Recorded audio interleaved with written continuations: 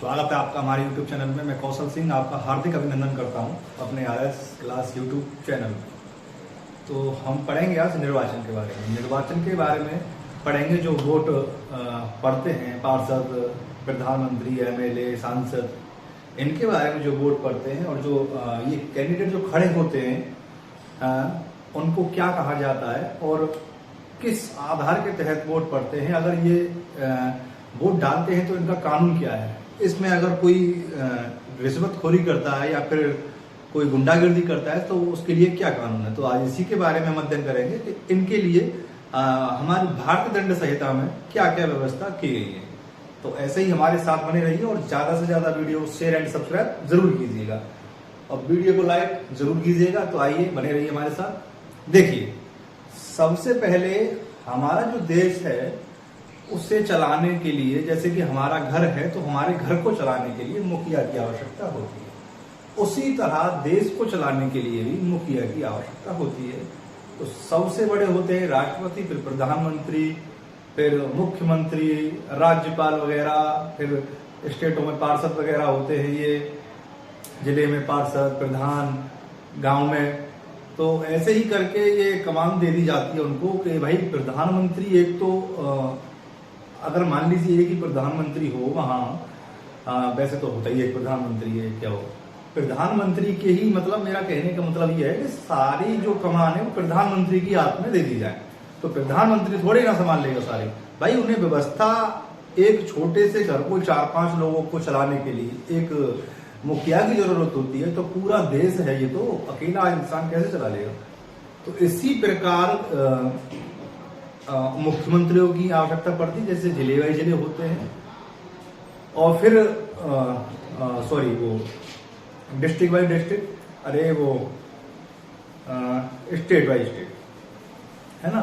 और फिर district wise district MLA होते हैं, यहाँ का MLA ये हुआ, यहाँ का MLA हुआ। फिर वहाँ जो नगर निगम होती है वहाँ पार्षद, गांव हो गए, उसमें बहुत सारे गांव आ गए, गांव में प्रधान होते हैं। तो इसी तरह ये कैसे होते हैं, निर्वाचन के द्वारा। तो निर्वाचन के द्वारा जो प्रक्रिया है, कैंडिडेट कैसे खड़ा हुआ और उनके लिए क्या क्या कानून व्यवस्था है, तो वो भारतीय दंड संहिता IPC में व्यवस्था की गई है कि अगर चुनाव होते टाइम अगर कोई बदसलूकी करता है या कोई आपराधिक कोई घटना करता है तो उसके बारे में क्या है। तो ये उसी के बारे में आज हम अध्ययन करेंगे। तो आइए देखिए और बने रहिए। तो ये होता है धारा 171 से, आपका IPC में धारा 171 से स्टार्ट होता है, धारा 171 का।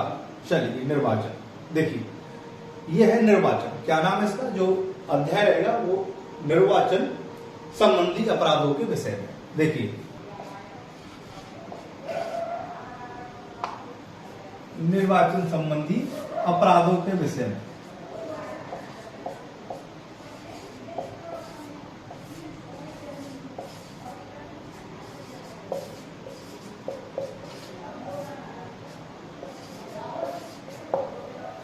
ये है आज के अध्याय का नाम, जो कि हम इसके बारे में पढ़ेंगे। किसके बारे में, निर्वाचन संबंधी अपराधों के विषय में, यानी निर्वाचन करते समय जो अपराध होते हैं उसके बारे में आज अध्ययन करेंगे, जो कि धारा 171 का से आरंभ होगा। ये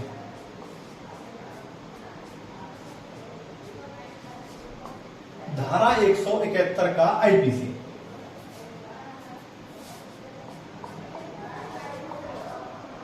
IPC 1860, ठीक है। चलिए, धारा 171 क्या कहती थी कि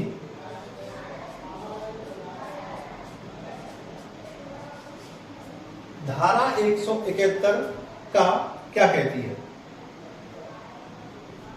देखिए, धारा 171 क्या कहती है, यानी चुनाव में जो अभ्यर्थी, जो कैंडिडेट खड़े होते हैं उनके क्या अधिकार है। देखिए,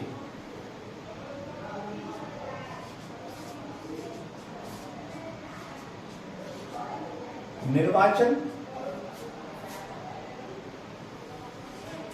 में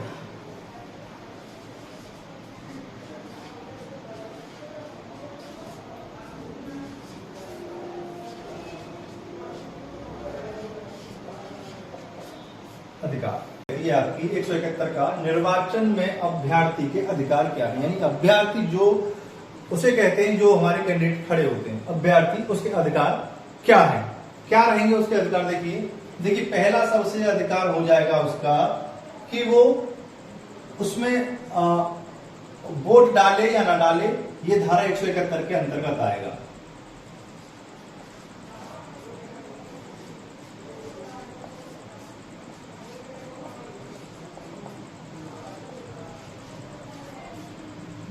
वोट डाले या ना डाले। दूसरा आएगा नाम वापस ले या ना ले, ये भी धारा 171 का के अंतर्गत आएगा। नाम वापस ले या ना ले, ये किसके अंतर्गत आएगा? ये भी आपके धारा 171 का के अंतर्गत आएगा। यानी वोट डाले या ना डाले 71 का, नाम वापस ले या ना ले 71 का, जहां वोट पड़ रहे हैं वहां मौजूद रहेगा कि नहीं रहेगा, जहां वोट डल रहे हैं वहां रहेगा कि नहीं रहेगा।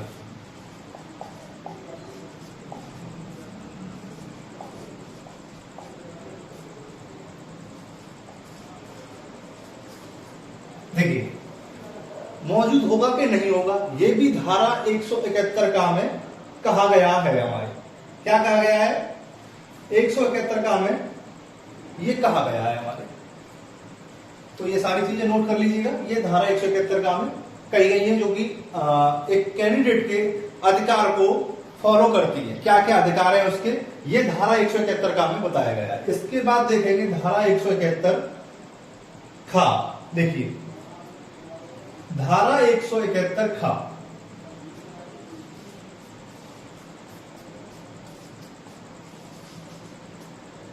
देखिए धारा 171 खा क्या कहती है? ये कहती है रिश्वत के मामले में,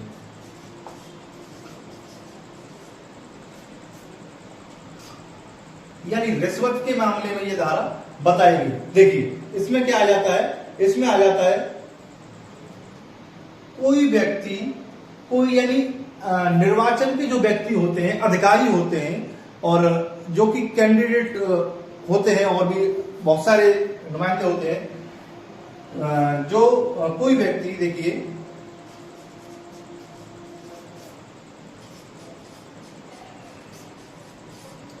कोई व्यक्ति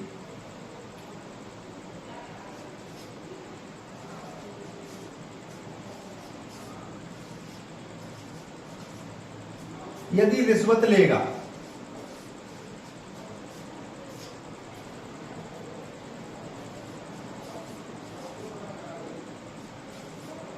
तो वो किसके अंतर्गत आएगा? धारा 171 खा के अंतर्गत आएगा। अगर कोई वो व्यक्ति वोट बेचेगा, कोई व्यक्ति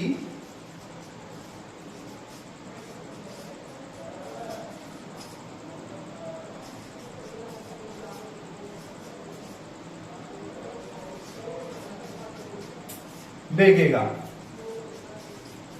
तो किसके अंतर्गत आएगा? धारा 171 खा के अंतर्गत आएगा। यानी कोई भी व्यक्ति अगर मत के नाम पे रिश्वत का प्रयोग करता है, देखिए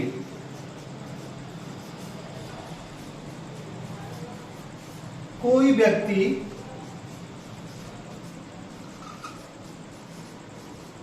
मत के नाम पर रिश्वत का प्रयोग करता है,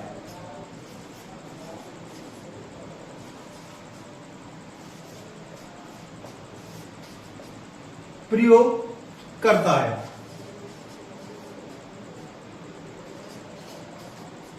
देखिए इसमें जो भी 171 का हमें जो बात आएगी वो आएंगी रिश्वत से रिलेटेड। यानी कोई व्यक्ति यदि रिश्वत लेगा तो वो 171 खा के अंतर्गत आएगा। कोई व्यक्ति वोट बेचेगा तो वो 171 खा के अंतर्गत आएगा। कोई व्यक्ति मत के नाम पर रिश्वत का प्रयोग करेगा तो वो 171 खा के अंतर्गत आएगा। ये आप नोट कीजिए जल्दी।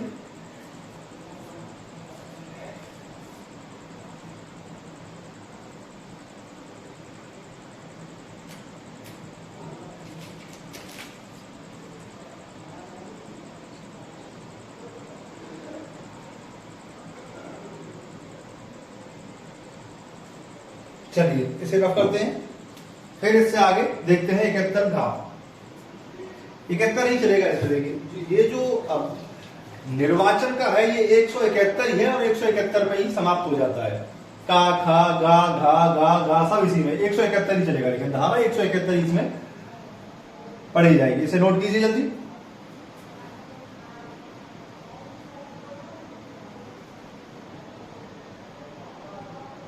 चलिए देखिए रफ करते हैं इसे।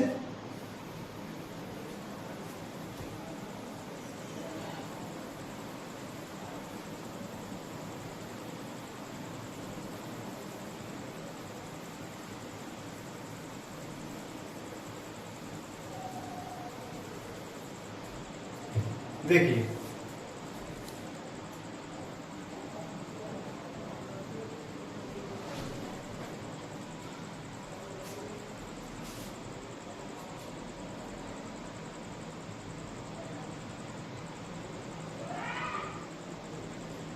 देखिए अब आ जाता है 171 गा। 171 गा। देखिए निर्वाचन में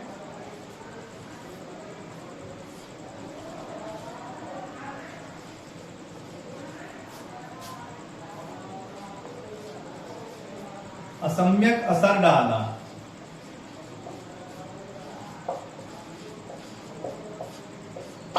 ये कहती है 171 गा। यानी इसका मतलब हुआ, देखिए इसका मतलब हुआ, देखिए कोई व्यक्ति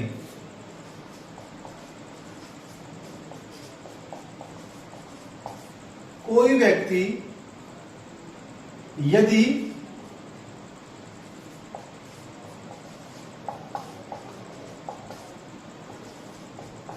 किसी को निर्वाचन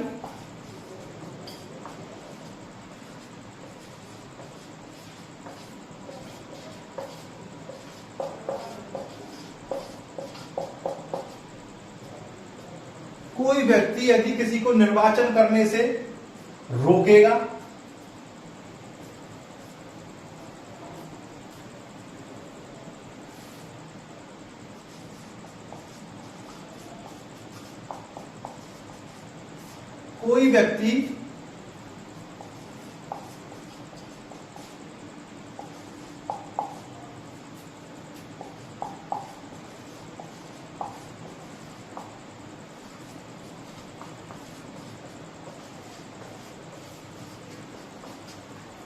कोई व्यक्ति किसी को रोकने का प्रयत्न भी करेगा, किससे? वोट डालने से। कोई व्यक्ति किसी को रोकने का प्रयत्न भी करेगा वोट डालने से।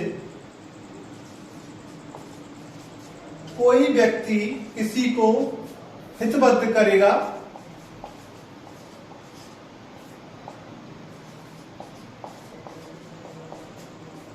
कोई व्यक्ति किसी को हितबद्ध करेगा किससे? वोट डालने से। तो वो किसके अंतर्गत आएगा? धारा 100 गा के अंतर्गत आएगा। धारा 100 गा के अंतर्गत आएगा। एक और है इसमें, अगर कोई व्यक्ति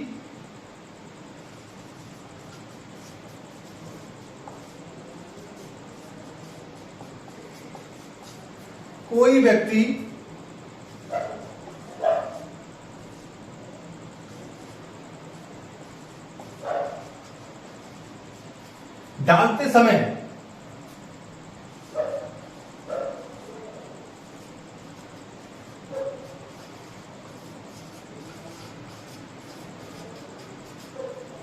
हस्तक्षेप करेगा। यदि कोई व्यक्ति वोट डालते समय हस्तक्षेप करेगा, यानी उसको वोट डालने से रोकेगा या उसे पाबंदी लगाएगा या रोकने का प्रयत्न भी करेगा, तो उसे धारा 171 गा के अंतर्गत दंडनीय माना जाएगा। उसे 100 गा के अंतर्गत दंडनीय माना जाएगा उसे। देखिए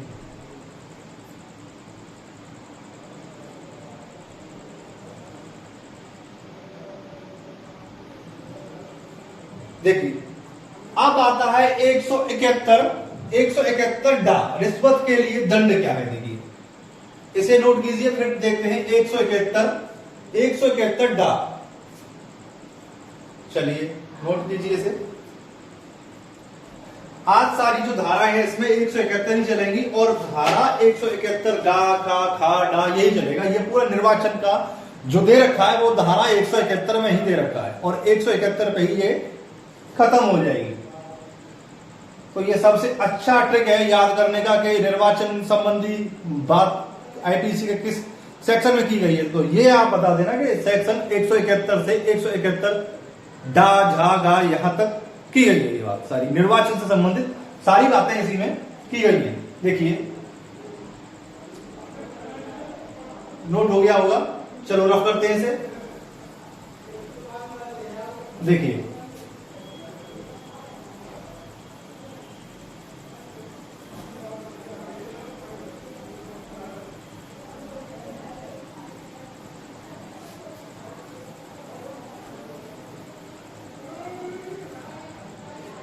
चलिए देखिए साथ बने रहिएगा बस, ज्यादा से ज्यादा शेयर एंड सब्सक्राइब जरूर कीजिए, वीडियो को ज्यादा से ज्यादा शेयर कीजिए भाई।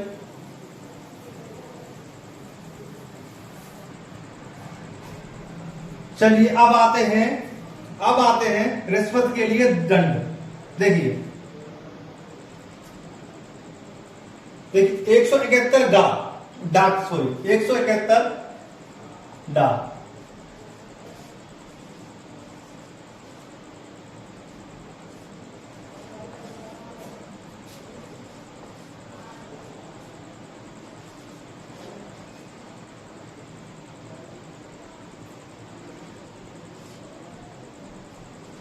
देखिए धारा 171 डा कहती है आपकी रिश्वत के लिए दंड। यदि कोई व्यक्ति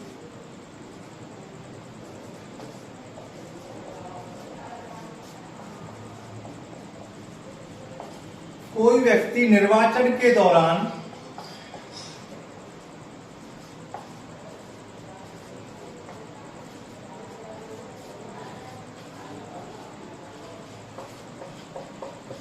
रिश्वत लेगा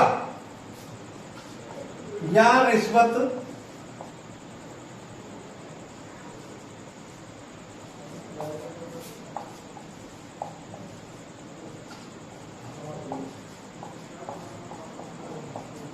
प्रयत्न करेगा तो वह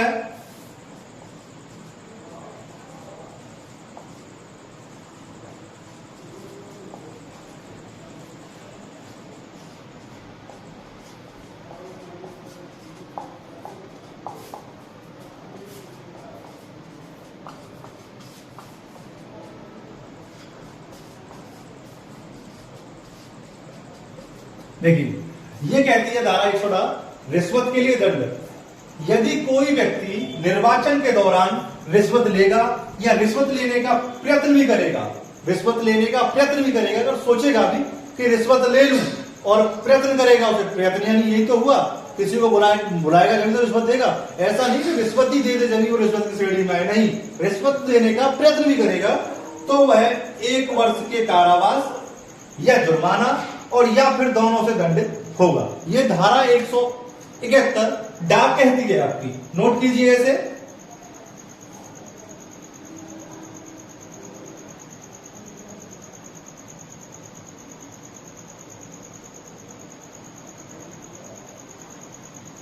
देखिए 171 चा क्या कहती है आपकी,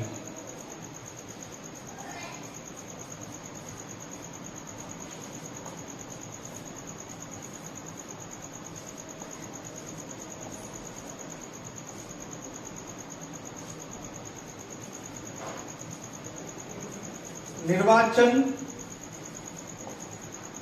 के दौरान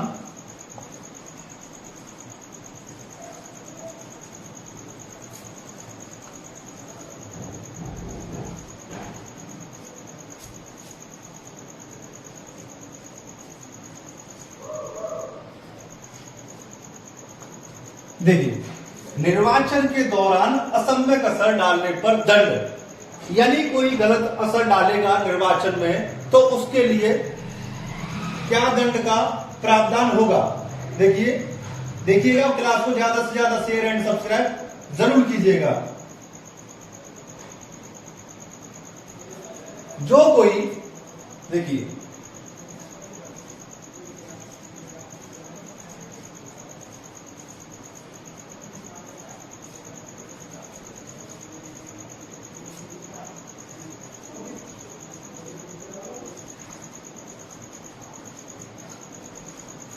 असम्यक असर डालेगा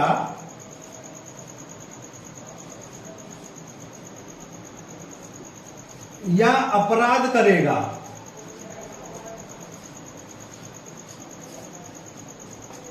अपराध करेगा वो 1 वर्ष के कारावास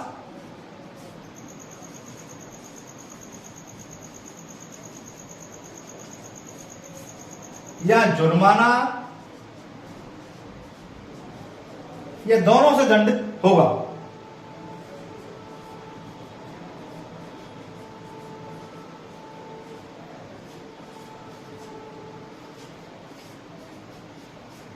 देखिए धारा 171 क्या कहती है, निर्वाचन के दौरान असम्यक असर डालने पर दंड क्या है। दंड क्या है, देखिए जो कोई व्यक्ति जो कोई निर्वाचन के समय असम्यक असर डालेगा या अपराध करेगा और या फिर प्रयत्न भी करेगा, इसमें यह भी आ जाएगा या फिर प्रयत्न भी करता है असम्यक असर डालने का या अपराध करता है, तो वो 1 वर्ष के कारावास या जुर्माना और या फिर दोनों से दंडित किया जाएगा। ये धारा 171 क्या कहती है आपकी आईपीसी की, नोट कीजिएगा इसे।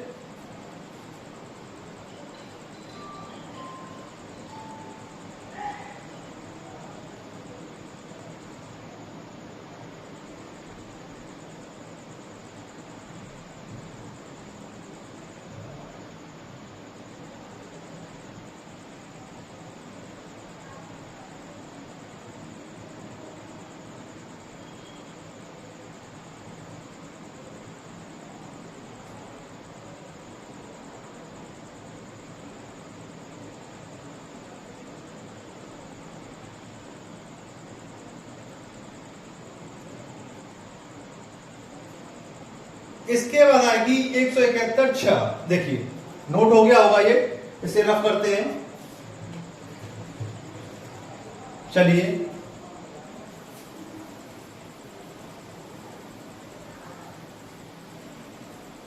भाई ज्यादा से ज्यादा शेयर एंड सब्सक्राइब जरूर कीजिएगा, इतनी सी रिक्वेस्ट है बस।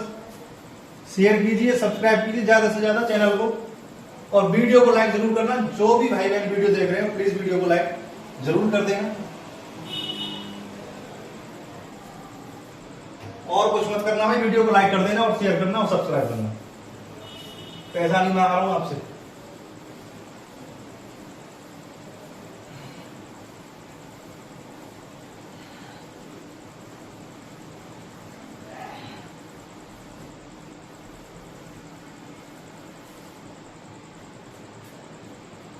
चलिए 171(6) आ जाता है।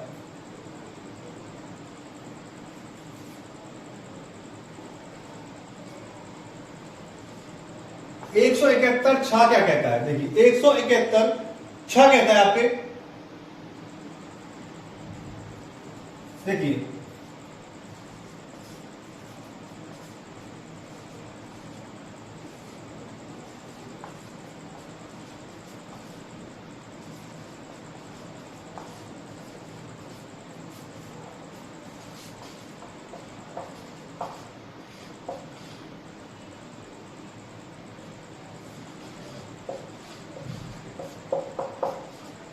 यह कहती है आपकी 171(6) निर्वाचन के सिलसिले में मिथ्या कथन करना।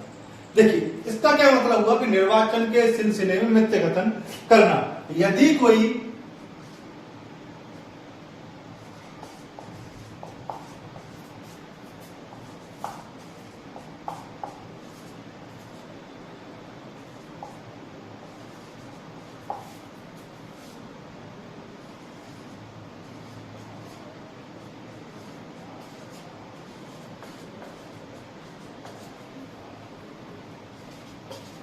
यदि कोई निर्वाचन पर खड़े अभ्यर्थी के बारे में गलत कथन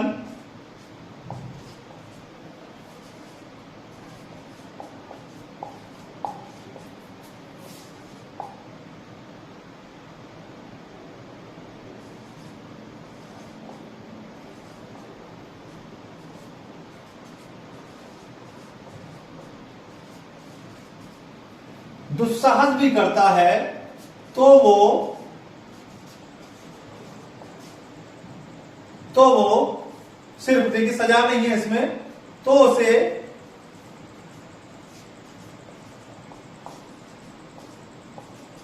जुर्माने से दंडित होगा।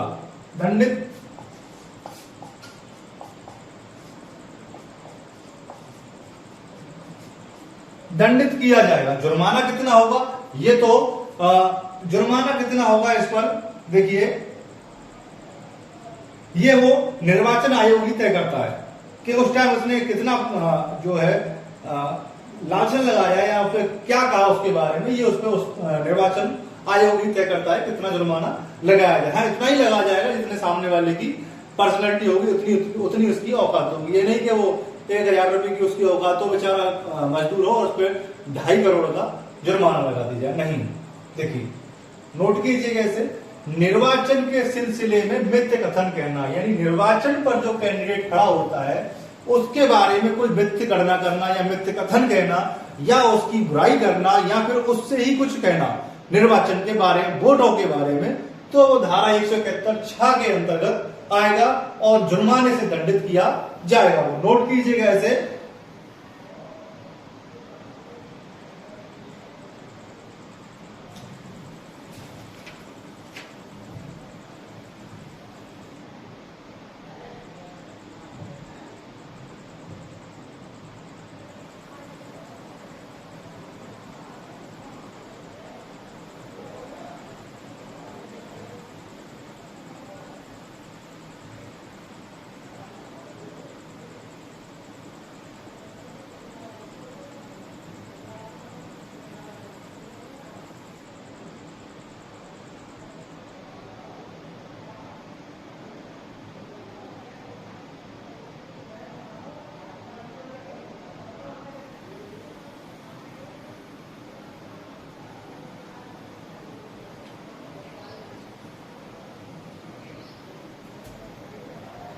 देखिए 171 जा आ जाता है यहां पे। अब नोट हो गया ये आपका, रफ का है, ऐसे चलो।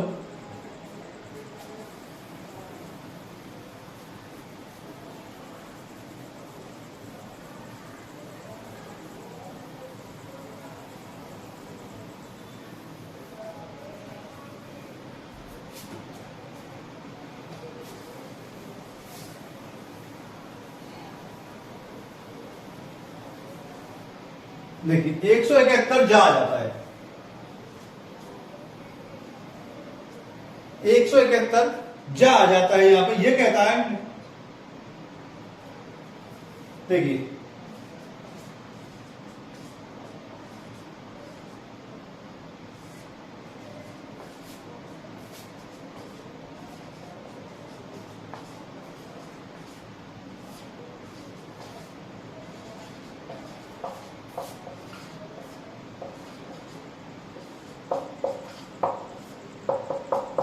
देखिए निर्वाचन के सिलसिले में अवैध संघर्ष, यदि देखिए जो कोई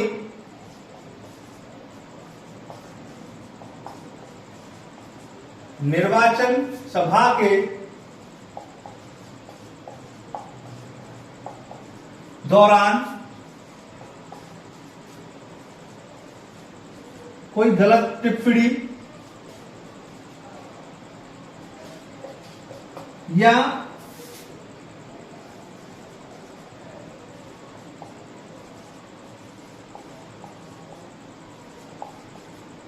अपराध करता है या कोई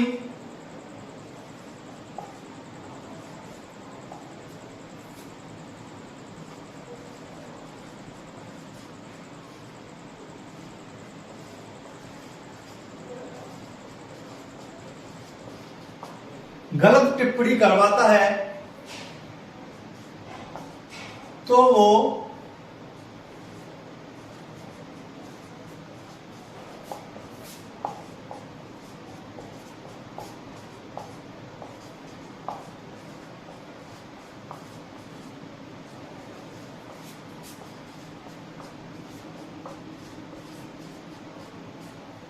किया जाएगा। देखिए तो वो 500 रुपए के जुर्माने से दंडित किया जाएगा। यानी निर्वाचन के सिलसिले में अवैध संदेह करना। देखिए, जो निर्वाचन के समय के दौरान कोई गलत टिप्पणी करता है या कोई संदेह रखता है, कोई गलत संदेह रखता है उसके बारे में, या उसके खिलाफ कोई गलत शब्द कहलाता है या कहलवाता है, तो वो 500 रुपए के जुर्माने से दंडित किया जाएगा। ये आपकी धारा 171 जा कहती है, आपकी नोट कीजिएगा इसे।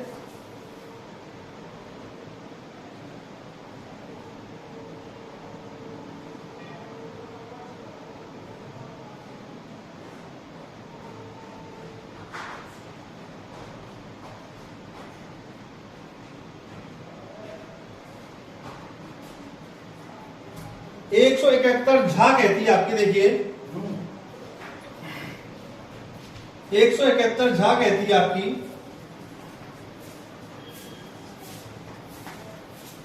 पानी 171 झा कहती है आपकी, निर्वाचन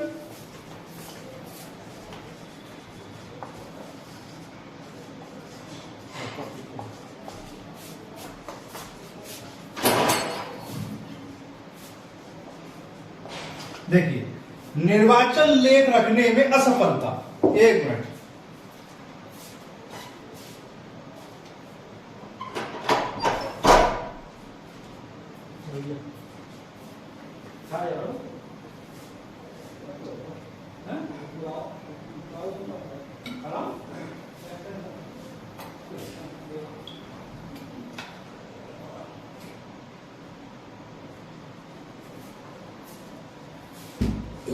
देखिए इसका मतलब है, इसका मतलब हुआ, देखिए जो कोई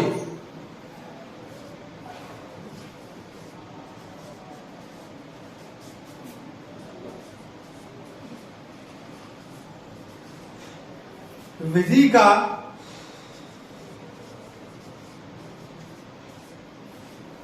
सेवक होते हुए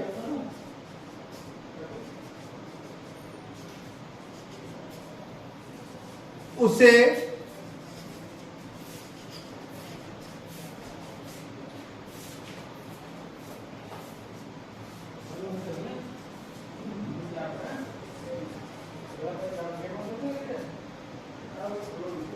देखिए, इसका कहने का मतलब है, इसका कहने का मतलब हुआ निर्वाचन लेख रखने में असफलता। देखिए, यह मतलब हुआ जो कोई विधि का सेवक होते हुए उसे लेख रखने का जिम्मा दिया गया है, अगर वो लेख रखने में असफल रहता है, अगर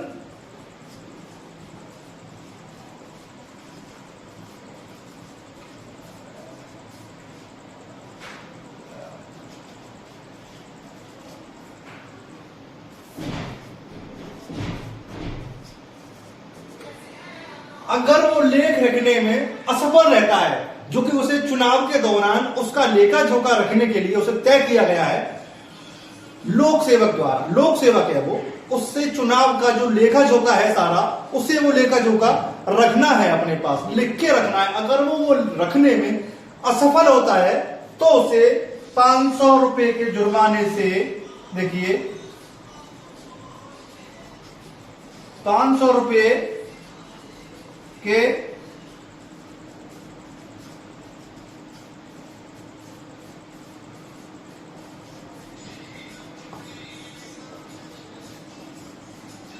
देखिए, धारा 171 झा क्या कहती है, निर्वाचन लेख रखने में असफलता। यानी कोई विधि का सेवक है, कोई विधि का अधिकारी है, कोई उससे निर्वाचन की जो प्रक्रिया है उसको सारा लेखा जोखा रखने की उसे जिम्मेदारी दी गई है। अगर वो उस जिम्मेदारी पर खरा नहीं उतरता है, अगर वो लेख लिखने में असफल होता है या वो लेख नहीं लिख पाता है, क्योंकि निर्वाचन की जो कार्य प्रणाली है, जो लेखा जोखा है, वो नहीं रख पाता है, तो उससे 500 रुपए के जुर्माने से दंडित किया जाएगा। ये आप नोट कीजिए। और ये थी आज की क्लास। आज की क्लास कैसी लगी ये कमेंट बॉक्स में जरूर बताइएगा। और ये आप पढ़ रहे थे निर्वाचन से संबंधित सारे टॉपिक जो कि क्लियर हो चुके होंगे। और ज्यादा से ज्यादा शेयर एंड सब्सक्राइब जरूर कीजिएगा और वीडियो को लाइक जरूर कीजिएगा। धन्यवाद।